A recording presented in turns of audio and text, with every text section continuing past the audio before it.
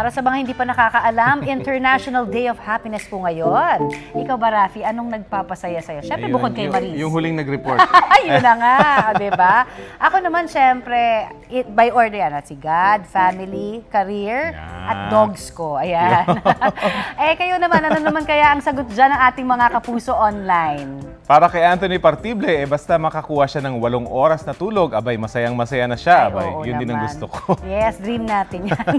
Masaya naman si Mark Antonio, basta makita raw niyang okay at masaya rin ang kanyang pamilya. Happiness naman daw ni Jackie Gutierrez ang pagkakaroon ng gatas at diapers ng kanyang anak. Ay, oo naman. Para naman kay Leilani Marquez, sasaya siya kapag natapos niya na ang lahat ng kanyang assignment. Yay! Mga kapuso, makisali sa aming online talakayan sa iba't ibang issue. At kung may mga nais din po kayong maibalita sa inyong lugar, mag-PM lamang sa Facebook page ng Balitang Hali. Kapuso, para sa mga maiinit na balita, mag-subscribe sa GMA Integrated News sa YouTube. Sa mga kapuso naman abroad, subaybayan nyo kami sa GMA Pinoy TV at sa www.gmanews.tv.